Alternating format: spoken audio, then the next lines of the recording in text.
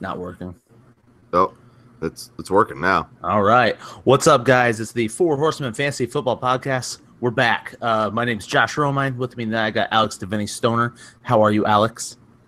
I'm terrific. What week is it? The fantasy football.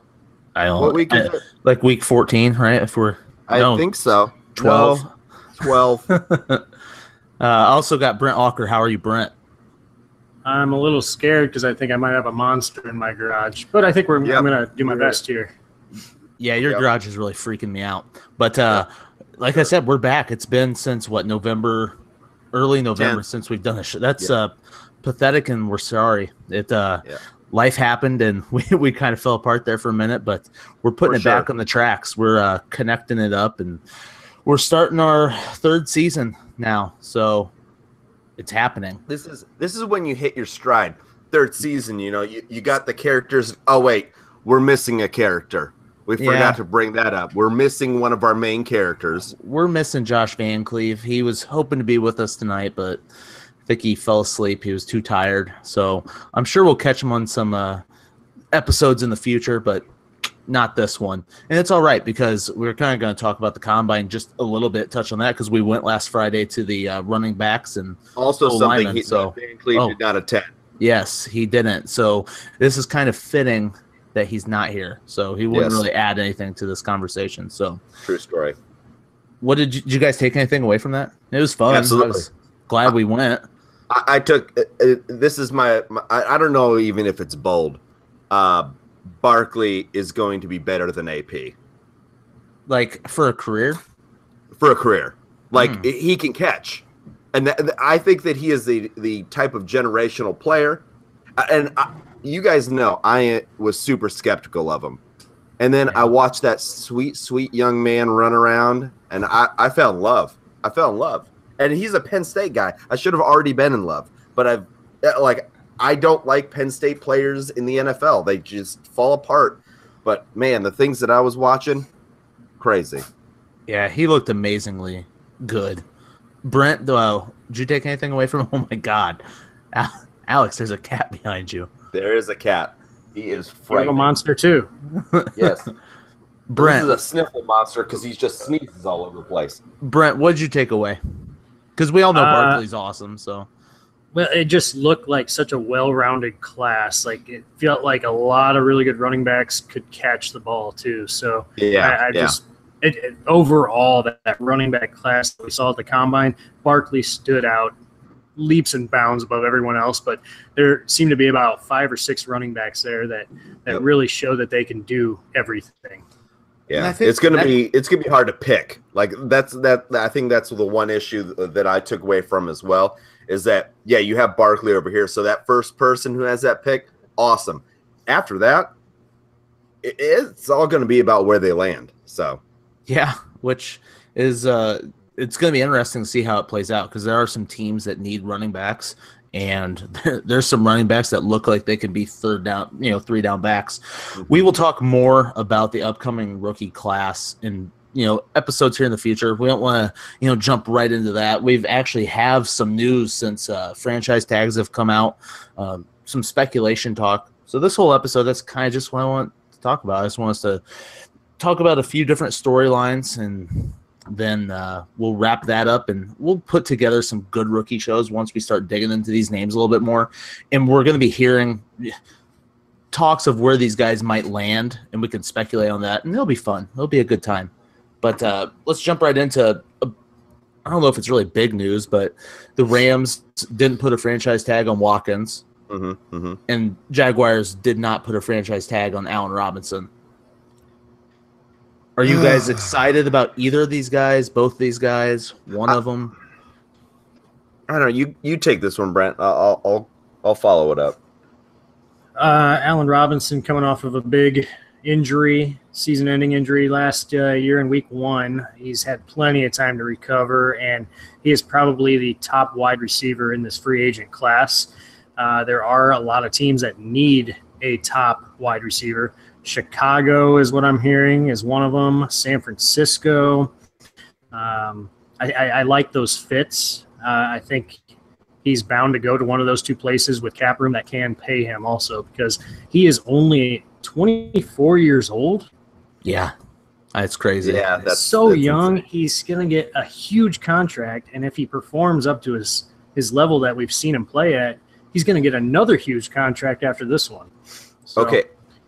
Is he, though? This is the question that I have for you, is that we just saw last year, same kind of situation with Alshon Jeffrey getting a 1-year deal because of injury situations. Both these wide receivers have injury situations. Robinson wiped away his rookie season and then this past season. And then Watkins has been often injured and things like that. So are they going to get these big contracts that you're saying? Because we've already seen it happen last year where teams are a little bit more skeptical. I think so, because the two teams that he'd be going to have brand new coaches, brand new quarterbacks that they're really looking to develop and build some chemistry with in the long term, I think. Yeah. Yeah. I mean, I agree. Those are good fits. I don't know if I would hand out an enormous contract to either one of these players right now. I want to see and make sure. And I think that we've kind of talked about this with just quarterbacks. Like, you don't want to overpay for a player that ends up not doing very well for you. We talk about schemes. We talk about like how these are going to fit. I like Chicago. I think that's a young team that could actually do some things in the next few years. Trubisky, looked good toward the tail end of the season. Yep. Jimmy G, he looked good. I mean, I'm not bagging on him. I don't like that contract. I think that they put a lot on that. So if you add in another big contract, how is that team going to build for the future?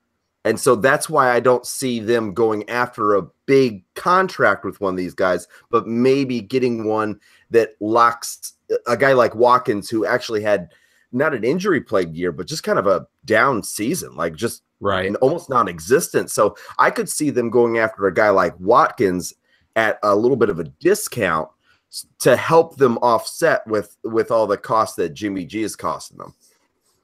Yeah, I think it'd be a better fit for them as well. And also, let's not forget that they've got quite a few, higher rookie contracts as well over the last couple of seasons. Right. Yep. It'll be interesting to see where they go, because they both have produced in the past. And like you said, Brent, Allen Robinson's probably the bigger name of it, but we'll see how he bounces back from the injury. He bounced back from it pretty good the last time, but he really doesn't have that much experience under his belt. And like you say, he's super young. So he could just kind of fade into the distance and could be nothing. That's one thing I kind of worry about with him. And I wouldn't be pushing him back up to where we drafted him, the last couple of years. He was in the second round, I think. Mm-hmm. Yeah. So I don't know if I'd take him before the. It'll be interesting to see. Do you think the Jaguars finally will release Justin Blackmon? No. Okay. All right. Lifetime contract. Never. He's still a chance. Still under contract for Jacksonville. I just wanted to point that out. I do think before we, and I know we're trying to move on here, but I think that was a big mistake for Jacksonville. What? They retained Bortles and let Robinson go. Big mistake.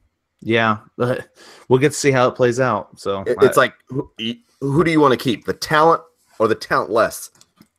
I don't know. I've never been a big Blake Bortles guy, but they did pretty good with him last year. I know that if they could change it up, they maybe could have pushed over the edge. But he had 80-some yards in a playoff game. Oh, and it was very clear that they were trying to make sure that he didn't lose them games. That was what they were trying to do.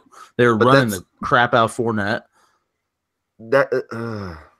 I know. I don't know why they'd want to stick with it either, but they obviously see something in it, and they paid him. Like you said, though, I want to move on. Let's move on to another DeMarco Murray. He's your guy that looks like the Titans are, letting him. They're letting him walk. You guys think he's got any juice left in him? No. No. Not a chance. He's done. I don't know, Brent. This is hard for me. I need to collect my thoughts. I mean, he was not good against. I mean, even behind a really good Tennessee Titans offensive line, he was averaging under 4 yards a carry. Awful. Derrick Henry behind that same line was averaging over 5. Yeah. So, yeah, you see the age, maybe the workload is finally catching up to him because he's had a ton of workload over in Dallas, then Philly, and now Tennessee. I don't know if he's got it anymore. I mean, the age is catching up to him, and so is that workload, I think. You know, well, to be completely honest with you, I think his workload he had in Dallas, but then Philly, he didn't have a big workload. When he went to Tennessee, they drafted Henry, and so they've been sharing the last few seasons. He should have fresh legs. Like, I mean, I don't really know what his problem is. He just couldn't do anything with the ball. Like, he couldn't get involved in the passing game. He couldn't get involved in the running game.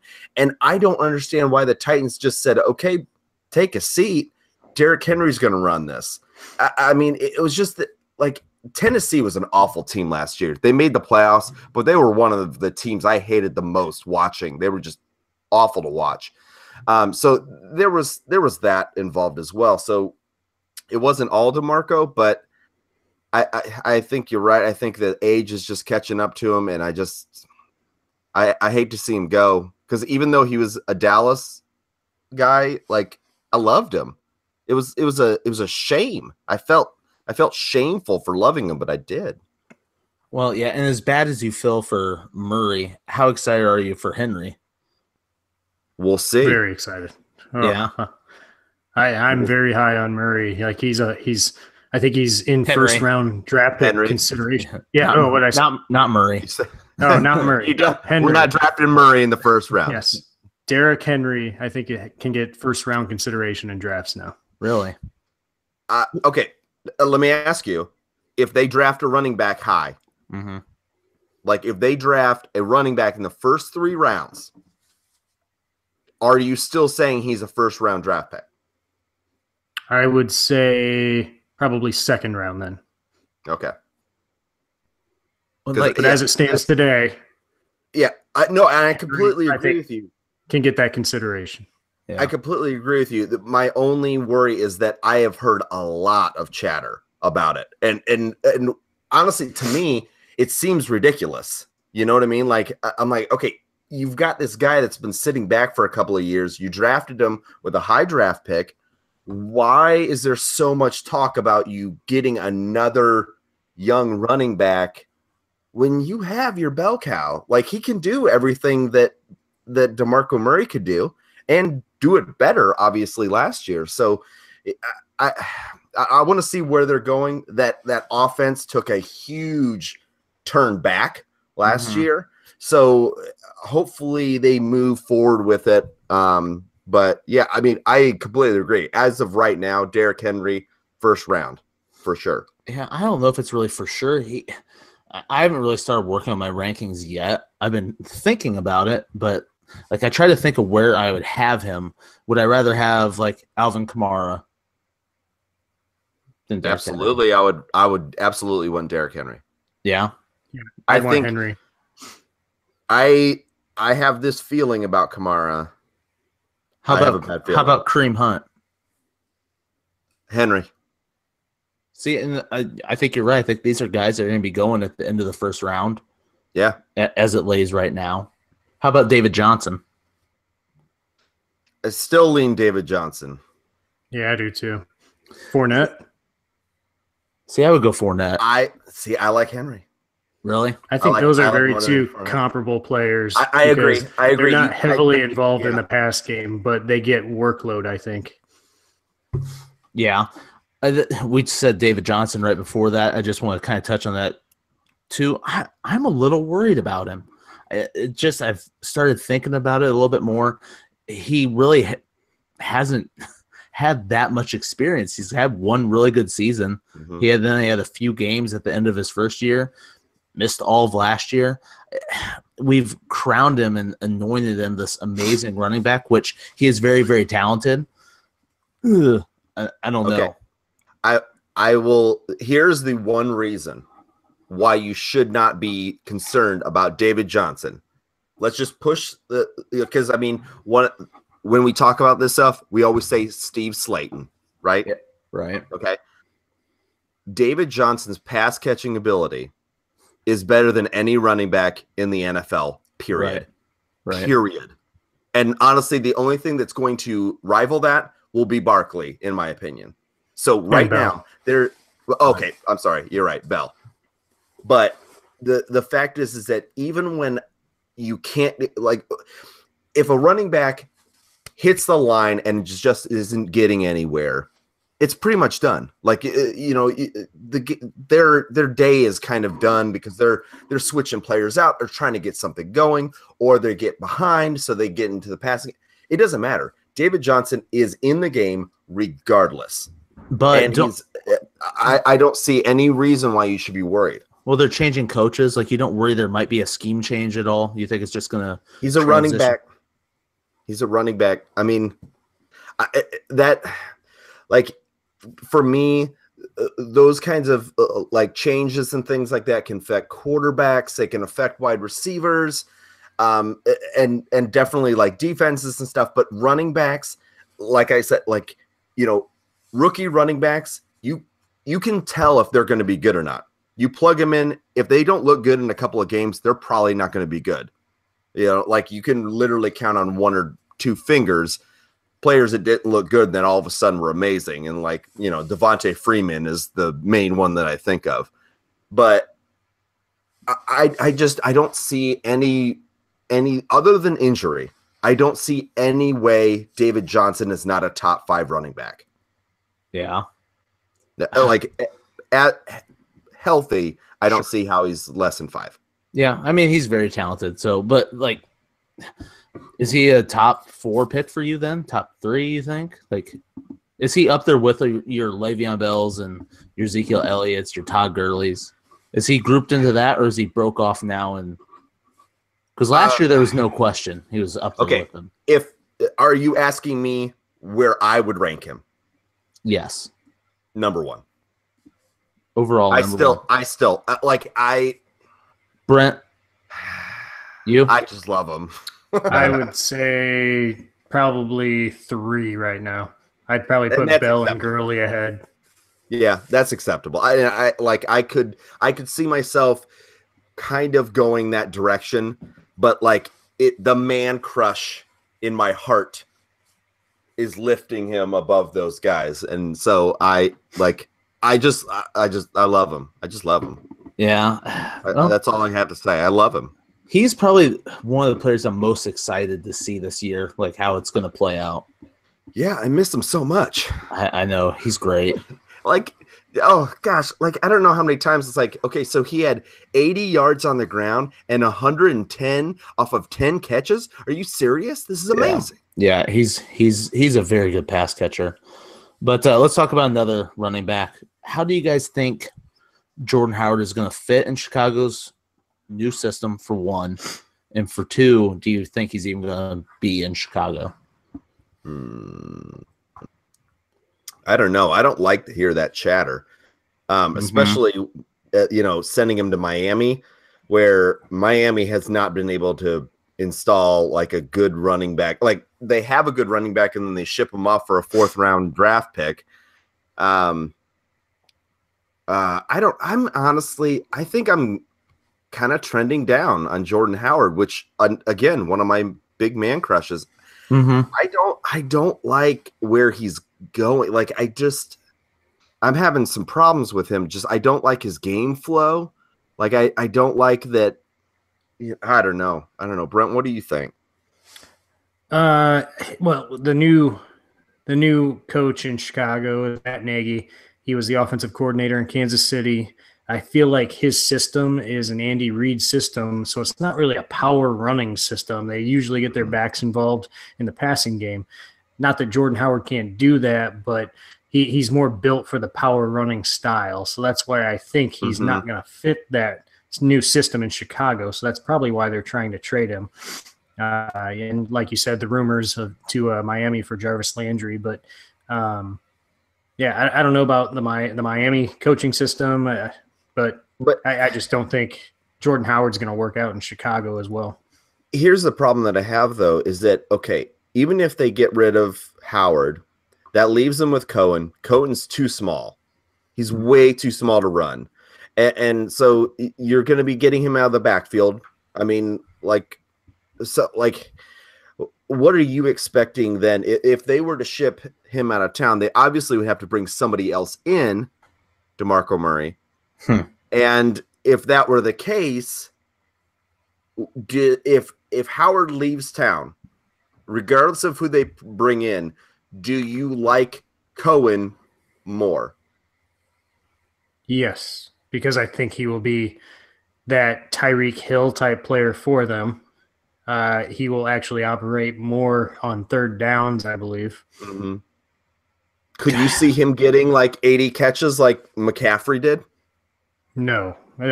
It's hard to predict 80 catches for any running back, but I do see him possibly getting 50. It happens quite often. Well, but I mean, Sproles, Westbrook, I know I'm saying Eagles players, but in that Andy Reid type system, running backs can very easily go over 60 catches. Very easily.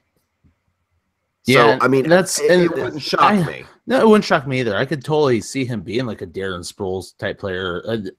I would love to see him be like a Tyreek Hill type player, but he's so small.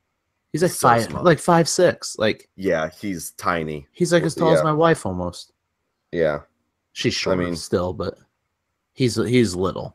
I don't know. I worry about him. I worry about him holding up too, because it was exciting to see him come out the gates and be like a super flashy player, and then just nothing. How do you make the NFL at 5'6"? Oh yeah, that's amazing. I've got to give it. You got to hand it to him. He must just be that talented. 5'6". Well, when you watched his plays, his flash plays, he's a playmaker. He's he's elusive. He's small. He's quick. But yeah. I don't know. Yeah. I know, Brent, you said you're probably going to be more excited about him than whoever they bring in. I think you're right. I don't see them bringing in somebody, though, that's big name or a higher end rookie.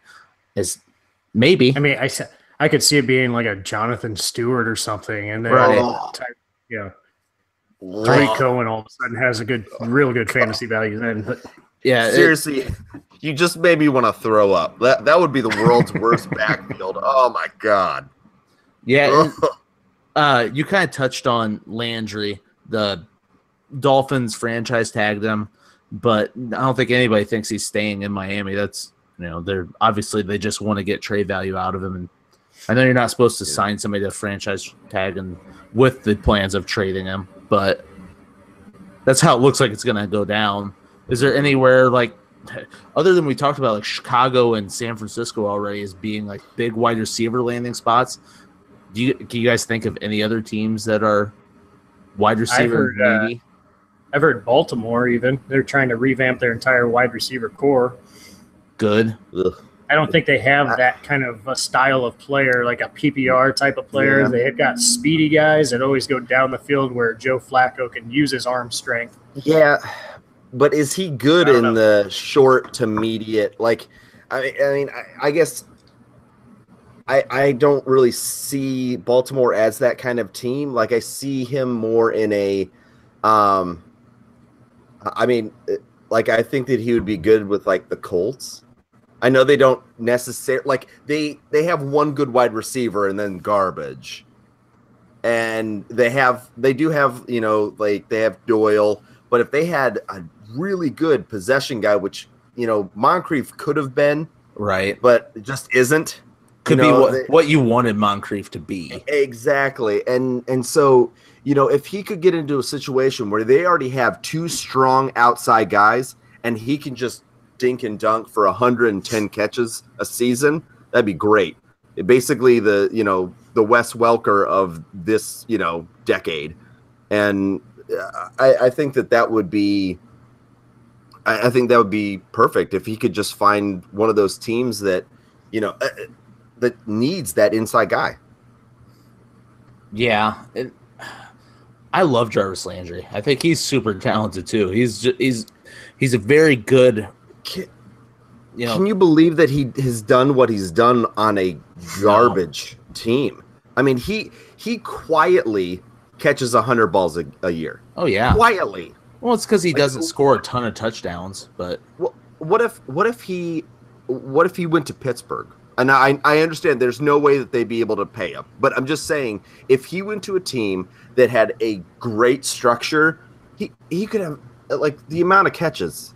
It would just be unbelievable. I mean, it would be amazing. I would be perfectly okay with him going to Indianapolis, like from both like as a Colts fan and from like a fantasy perspective. I think it's a good fit. Yeah, if Andrew Luck comes back healthy, they could use him. I mean, or on the flip side, there's if let's say he does stay with the Dolphins, because I've heard rumors that they're probably going to cut Ndamukong Suh to save a bunch of cap space so that they can pay Landry. I've heard that. I've also heard rumors that Dallas might cut Des Bryant, and that might be a landing spot for Landry also. I've got another landing spot for Landry, but you're not going to like it. Where? New England. They're not. They won't have like they don't. They may or may not sign Amendola. Hogan's out. Edelman, you don't know what he's going to bring, and they're not going to overpay for him. I mean, yeah, you could see it. You could see it. I mean, it would be stupid because they'd be trading in division. Yeah, I was going to say. Let's all. The Eagles traded McNabb in division. Their franchise player. I mean, crazier things have happened. Not to get off tangent, but I also heard a rumor that Jimmy Graham could be going to the Patriots. Really? Of course. Yeah. Are the Seahawks just thrown in the towel for a couple of seasons? Like, I don't understand. Well, they planned on cutting Jimmy Graham, from what I heard. But yeah, I was hearing him. Maybe to the Saints or the Patriots. The Saints. That would be interesting to see him. I'd love to see him go back to New Orleans. Like, yeah. Why? What's wrong with Kobe Fleener? Long hair don't care. No, he cut it off. Oh yeah, that's probably why he sucks now. Yeah. Well, I mean, he sucked before, but he sucks even more now. Yeah, he's terrible. You're right. He was never really good. He had like a decent season. I do want to point out that there was a lot of people that were putting him in the top 5 when his first season, top 5 tight end. I mean, like, look at him in the same category as like Gronk and stuff like that, like the same grouping of players. I don't know if it was that extreme. He was way up there though. Like Gronk's always been in a class of his own. Well, okay, I'm sorry. I was just meaning like the top 5. Top 5. But that's how tight end always is. Like there's like one or two guys at the top, and then it's just a bunch of mush after that. Try to figure out which one's gonna come out of there. You know who's not mush? Delaney Walker. Yeah, go figure. Yep. You still think he's got it? I mean, it's going to tail off at some point, and I think they already have their heir apparent. Like I think that was it Jonnu Smith? Is that his name? Yep. And he actually he had a couple of flashes that I believe that I saw. And I kind of saw that as maybe. Right. Maybe this is going to be kind of the end, but I think that had a lot to do with injuries. It had a lot, like, I think his workload was more out of necessity versus actual, like, gameplay.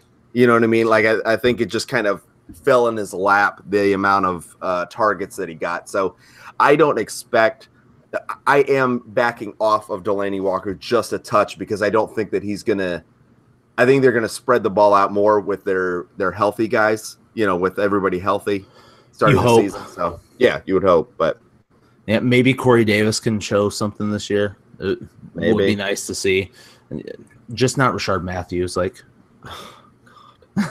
most boring wide receiver ever. Oh, he's been surprisingly good, though. You know what I mean? Like he's been very consistent, but he's not like amazing. You know what I mean? Like he's never gonna win you a week. No, but he'll get you a consistent amount of points. Right.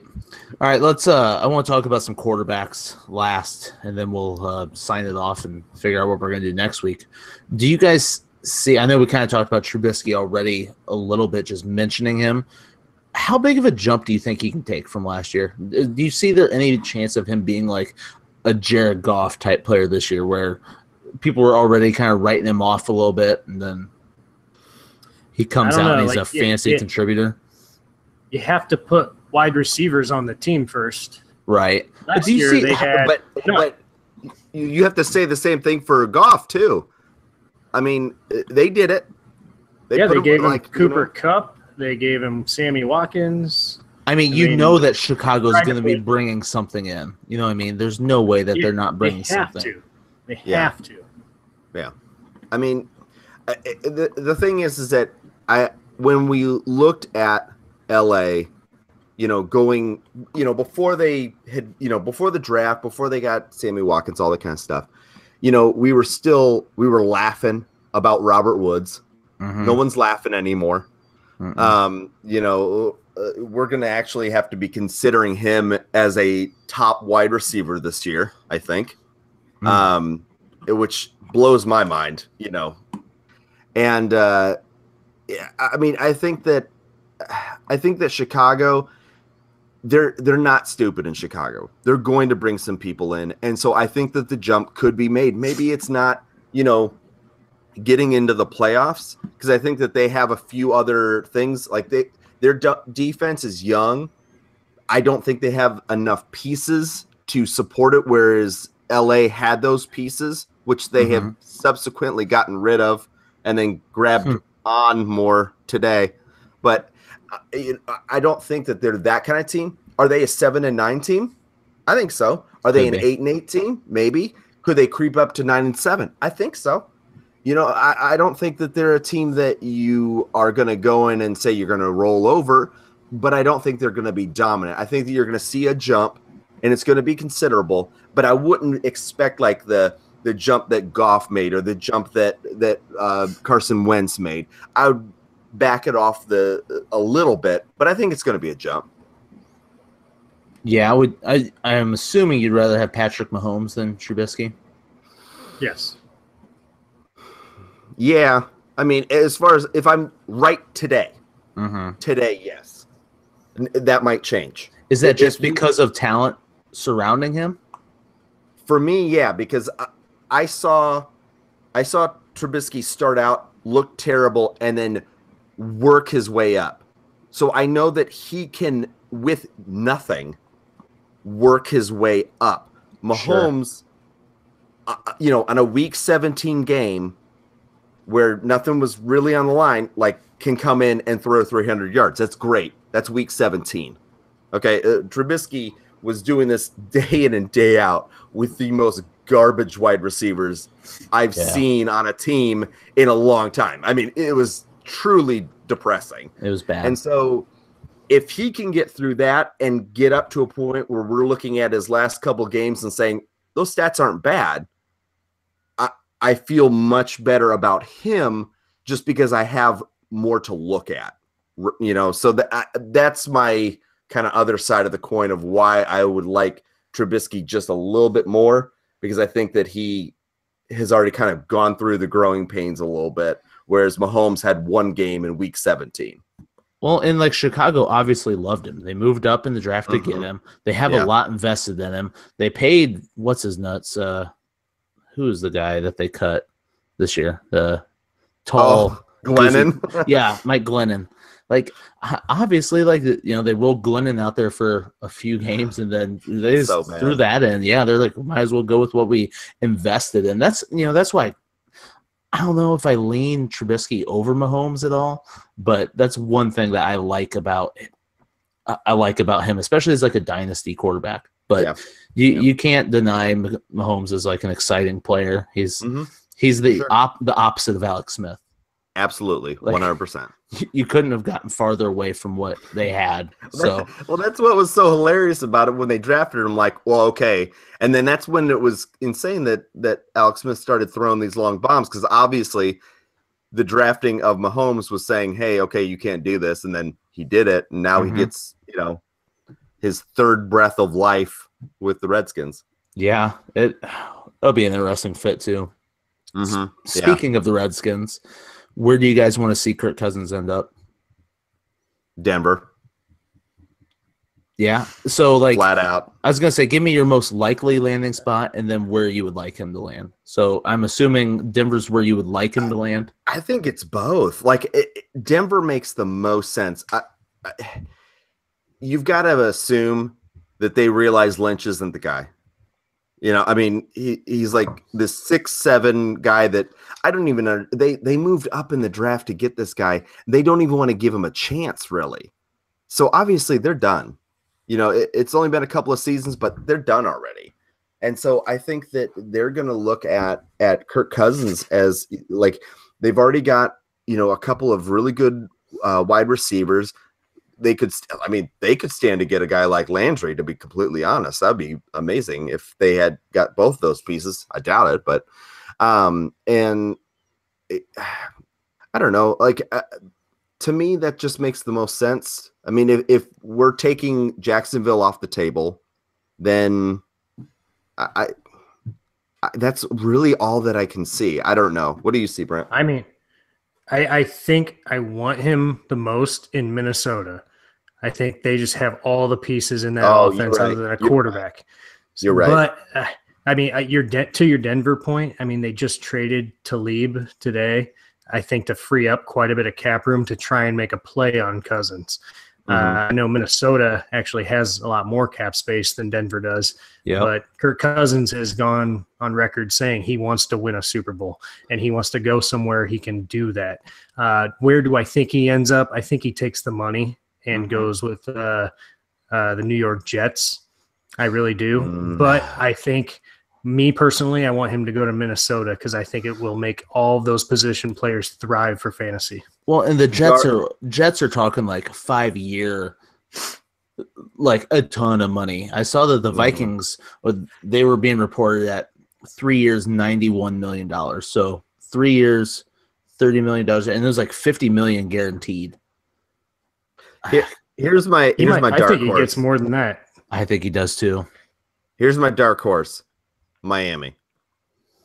I mean, they okay, let's just say they can't even afford a wide receiver. Right. Okay, they can afford. Okay, I understand that. That's why I'm saying dark horse. If they play on Landry, play out his franchise tag, and then also get Cousins, what that does to that, you know, if they can get, I mean, I think that Levante Carew is pretty much out. You know, so we're looking at Parker and what's his name? Lost it. Stills. Kenny Stills. On the outside, Landry on the inside. They, you know, have Kenyon Drake. I mean, that's a good offense. Yeah, it's not bad. I mean, it would work. It would work better than the Jets. It's anywhere but the Jets. Everything we've talked about is better than the Jets. The Jets is the worst destination you could pick. They have nothing. They don't have running backs. They don't have wide receivers. They don't have tight ends. Like they have nothing. They have nothing. And I would never personally, like, okay, I don't have a lot of money, but if I were looking at a huge contract or another huge contract where I could win a Super Bowl, that's not quite as much as that other. I take the money. I'm already making millions of dollars. I want to win a Super Bowl. That's the point. Like, I don't know. Because honestly, what ends up happening with these quarterbacks is that they go for the money, they play 2 seasons, they wash out, and then are back up for 5 seasons. Right. Go where you can be good. Right. Not where they're going to pay you and then can't afford to put a team around you. Yeah. RG3. Like, I mean, we saw the Redskins give up so much to get this guy. And then, I mean, granted, that was, you know, there were other circumstances. I mean, but like, it's just Cousins succeeded, though, not RG3. Same team. Right. Yeah. Yeah, I don't know. We'll see. I hope so too, Alex. I hope that he goes to somewhere that's a little bit more fruitful for fantasy. Like I would love to see him in Minnesota. But say that another thing. Yeah, go ahead. That's another thing. It's just if he goes to the Jets, all of a sudden he goes from probably a top 10 quarterback or like a first, like a QB1. I think he almost dips down to QB2 if he goes to the Jets. Yeah. Yeah, I think so too. I agree totally. What about if he goes to Cleveland? I mean, Cleveland has some weapons. That's the thing, is that I think that they also have some money, and they also have some draft picks, and they've got a lot of stuff. I would still put him. I mean, I'm just going in my head here. I would still put him as a QB1 in Cleveland. Yeah. I would not put him as a QB1 in New York at all. So let's say he goes to Cleveland. They draft Barkley. Oh my God. Then they have Josh Gordon, Corey Coleman, and they still have, I think, 3 draft picks in the first 2 rounds. Mm-hmm. Even after getting Barkley. Mm-hmm. Hey, they still have Ricardo Lewis. Yeah. And Rashard Higgins. They're stacked. Yeah. No, but I mean, yeah. It'd be better than the Jets. The worst place he could go is the Jets. All right, but say that he does go somewhere like the Jets or even Cleveland for that matter. Who do you guys want to see quarterbacking Minnesota then if Kirk Cousins is off the table? Mike Glennon. Nobody's laughing. That's the most horrible joke you've ever made. I hate it. Let's face it, like it doesn't matter who's quarterbacking in Minnesota. Like they seem to figure out a way to get it to the wide receivers anyway. Does it really matter? Like, I mean, like garbage quarterbacks have still made Diggs and Thielen relevant. So whatever, put whatever garbage is back there and just let her rip. Well, it seems like they're pretty much getting rid of everybody else. Bridgewater's not going to be back. Bradford, Keenum, everybody's going to be gone. Is it for sure, though? Because I could see those guys. I could see Keenum getting offers. I don't see Bradford getting offers. I don't see Bridgewater really getting offers. Bridgewater's already getting interest from teams. Really? He was at the Combine talking to teams. He was a boring ass quarterback when he was healthy. I mean, he was kind of on the up and up a little bit. Like, oh my God. No, we can't even have this discussion. He was in like the low 3,000s. That's a crap quarterback in like after season 1.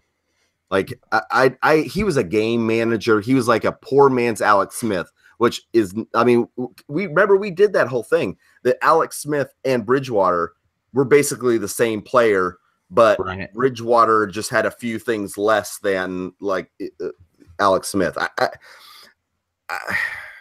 don't know. I feel like if Minnesota does not land Cousins, I feel like their second option is re-sign Case Keenum and draft a quarterback. Third option, maybe try and go after a Nick Foles via trade.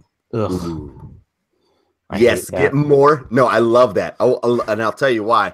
This is all as an Eagles fan. I want to fleece Minnesota twice. Yeah. Yeah, you would like that. I would love it. I don't know. The Eagles are fleecing everybody right now. It's amazing. I like they're getting great players for absolutely nothing. And I'm just enjoying it. And I hope that I can continue to enjoy it and maybe maybe get like a back-to-back. That'd be amazing. Yeah, I could see it. I think they could be right back there. They're awesome. They're exciting. They're very exciting. They're sexy. But it's fun to have a sexy team. Yeah, congratulations, by the way, on your team winning the Super Bowl. You were a vital part to that Super Bowl run. I was right there.